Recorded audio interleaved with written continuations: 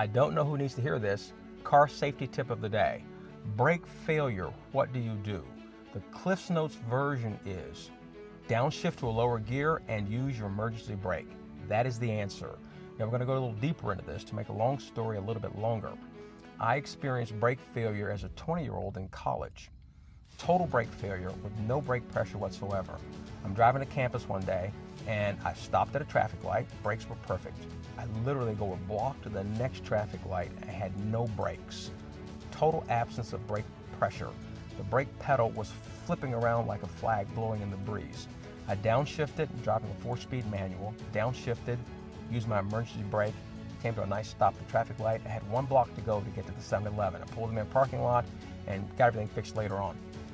That's what you do. In full panic mode, you're not going to be able to figure that out. And so there are some people that are just wired, they're natural car nuts like me, and these things are in our head innately. They're automatically there. We've learned about it when we were kids years ago, and we spend time thinking about these kinds of things. Like a pilot thinks about, what do they do in situations of emergencies.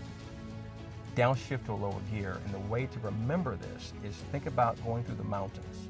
West Virginia, Tahoe, Colorado. If you've never driven through a mountainous state, there are signs that say truckers use lower gear. They do that because truckers are prone to brake failure. They're carrying 80,000 pounds, going down a steep grade, and they get brake failure. They have the truck on ramps for that purpose. They have to get to those ramps, hopefully, before they crash. And so that's what to remember. Truckers use lower gear. People with brake failure use lower gear. And that lower gear, again, puts drag into the transmission, engine, and the driveline. And you use that, and your revs are going to go up. When you downshift, your engine will get noisier, but your foot's off the gas. And the idea is, again, to use engine braking. And just remember the truckers. What is a 7% grade? They have signs 7% grade for the next 6 miles. 7% grade means for every 100 feet you go straight, you go down 7 feet. 8% obviously is even steeper. You go to 8 feet. And that's a steep grade. If you put your car in neutral, and never put your car in neutral in brake failure, you just created a roller coaster. You're going to freewheel, have no engine resistance whatsoever. You're going to freewheel down that mountain. Or if you're on a flat road, you're going to freewheel.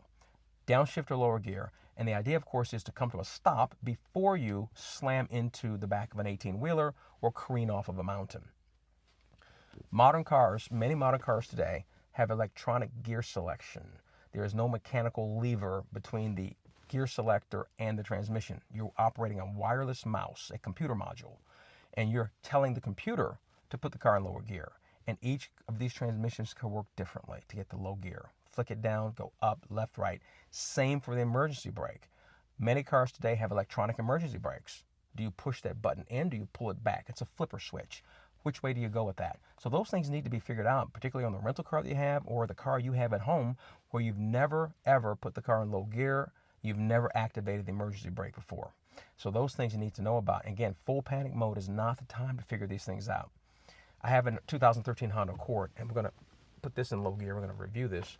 And this is an old school levers, mechanical, okay?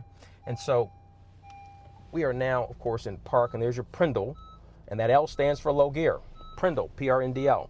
This has a sport mode in it. So we didn't drive, and we just went to low gear. That is using engine braking to slow this car down in the event of brake failure. The second step is use the emergency brake. And again, you have a flip switch, is a push button, is a lever that flips this way or a thing that pushes in that way. Again, all of these cars are going to be different. This is an old school mechanical handbrake, which is very rare today.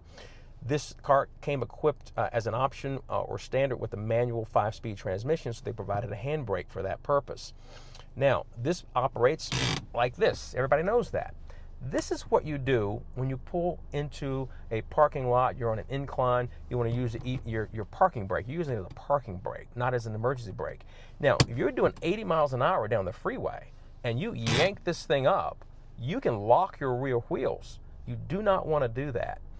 The emergency brakes that are electronic, they're designed so they don't automatically lock the wheels. They actually have a thing in place to prevent wheel lock if you use it at high speed. But you can lock your rear wheels. So the way to operate this in an emergency is to hold the button in. Don't let the ratchet, don't let those cogs catch.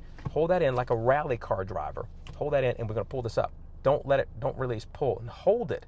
Keep holding it.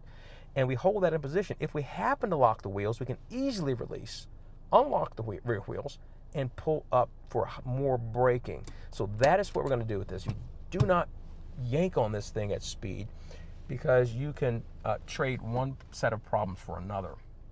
So that is the long version of this. And again, quiz the people in your family. Quiz your teen drivers. Quiz people in your circle. What do you do in the event of total brake failure? And you may be surprised at the answers you get, because again, either they're not teaching it in school, driver's ed, or people are forgetting it. But these are important things we need to know. We have 300 million cars in the United States. Somebody is going to experience brake failure at some point today. Somebody's going to have that. And knowing what to do can save lives. Share this video. If you can't share the video, share the information. That's your car safety for the day. Hope to see you on the next one.